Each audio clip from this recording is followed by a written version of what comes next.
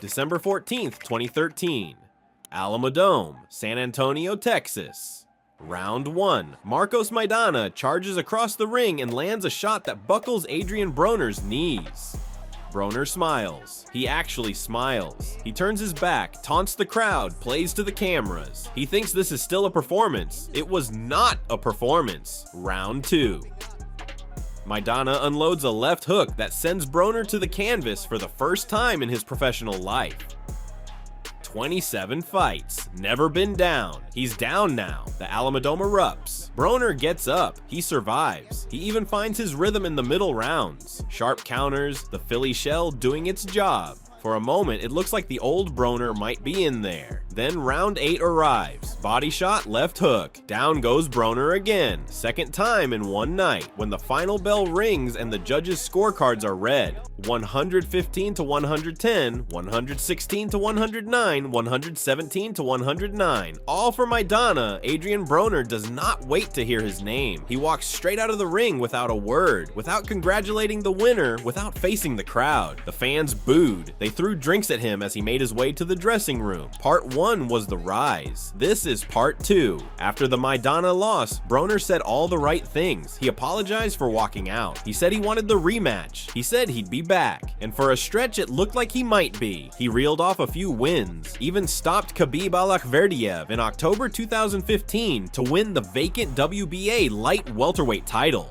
making him a 4-division world champion. 4 in the pound-for-pound conversation at just 26 years old. But the cracks kept showing. In between those wins, there was a racially offensive comment about Carlos Molina's Mexican heritage that got him suspended by the WBC. There was the Sean Porter fight in June 2015, which Broner lost by unanimous decision at a 144-pound catchweight. He managed to drop Porter in the 12th round to save some face, but the scorecards told the real story. Second career loss, and then something that perfectly captured who Adrien Broner was becoming outside the ring. Ahead of his WBA light welterweight title defense against Ashley Theophane in 2016, he missed weight again, stripped of his title before the fight even happened. He'd done this before against Escobedo in 2012. Only back then it felt like arrogance. Now it was starting to feel like something else. July 29th, 2017. Mikey Garcia, unanimous decision loss. 3 judges, 117 to 111, 116 to 112, 116 to 112. Garcia was never in serious trouble. Broner landed 125 of 400 punches. The hand speed that once made him look like Mayweather was gone, or buried. Nobody could tell which. April 21st, 2018. Jesse Vargas, a fight Broner needed to win convincingly to re-establish himself as a legitimate contender. The judges gave him a majority draw. Vargas threw 839 punches. Broner threw 295. Broner landed 194 total, his lowest punch output to that point in his career. And then came January 19th, 2019. Manny Pacquiao, MGM Grand, WBA welterweight title on the line. The whole boxing world watching. Broner was paid $2.5 million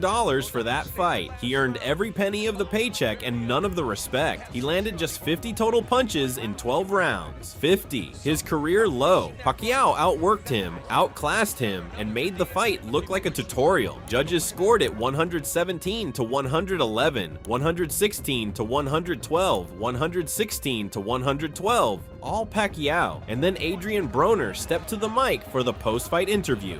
What did you think about the fight? I beat him. Everybody out there know I beat him. Everybody out there know I beat him. He looked directly into the camera and said, "I controlled the fight. He was missing. I beat him." He then accused the interviewer of being biased and walked off. That moment told you everything. Not the loss. Losses happen to everyone, but the refusal to see what the rest of the world had been seeing for 6 years. The armor wasn't protecting him anymore. It was trapping him. The losses in the ring were one thing. What was happening outside of it was something else entirely. June 18th, 2018. A nightclub in Cleveland, Ohio called the Park Social Lounge. A woman sitting with friends is attacked by Adrien Broner. He pins her to a couch and forcibly kisses her. She struggles. She cannot free herself herself. One of Broner's associates pulls him off after someone nearby snaps a photo. She reports it to police. Broner is indicted in October 2018 on charges including gross sexual imposition, a 4th-degree felony. He eventually pleads guilty to the lesser charges of misdemeanor assault and unlawful restraint. He is sentenced to probation. The victim files a civil suit. In December 2019, Cuyahoga County Judge Nancy Margaret Russo awards the victim over $830,000. Economic damages, emotional damages, punitive damages, legal costs. Broner never shows up to defend himself in the civil case. And here is where it gets almost impossible to reconcile. The man who once said his initials AB stood for about billions was now telling a judge, under oath, that he had $13 in his bank account. $13. The judge's response was direct. Mr. Broner has continually defied every court order I've given. She sent him to jail for contempt in November 2020. Then in 2020, he was arrested again, this time for DUI in Miami. Then in October 2021, jailed a second time for a parole violation after failing to enroll in a court-mandated alcohol treatment program. The man who once made $1.5 million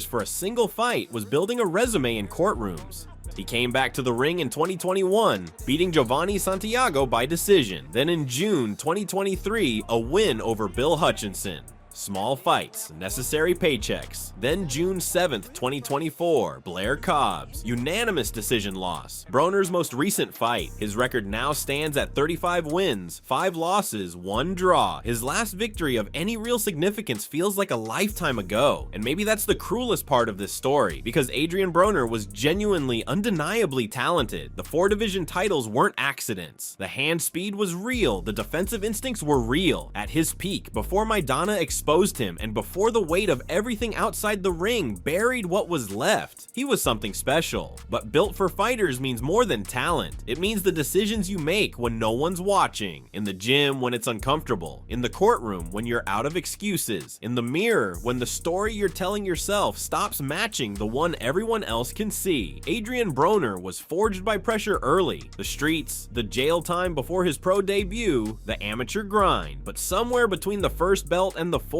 the pressure stopped shaping him and started breaking him. The question boxing always asks about Adrien Broner is, what could he have been? The answer is uncomfortable, because it might be Floyd Mayweather. Not in terms of record or legacy or Hall of Fame certainty, but in terms of ceiling. The raw material was that good. The platform was that large. The moment was right there. What happens next for him is genuinely unknown. He's 36 years old. He still fights. He still believes. Whether that's admirable or something else is a question every person watching has to answer for themselves. What we know is this: boxing doesn't give second acts to people who aren't willing to do the first act right. And Adrien Broner, for all the highlight reel knockouts, for all the championship belts, for all the moments where he looked like the most gifted fighter on the planet, never fully figured that out. This is KKE Made Under Pressure. Like and subscribe if this series hit, and if you want to see who we break down next, it's already in the works. We'll see you there.